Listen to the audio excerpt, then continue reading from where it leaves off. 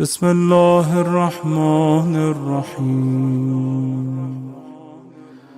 اللهم إني أسألك برحمتك التي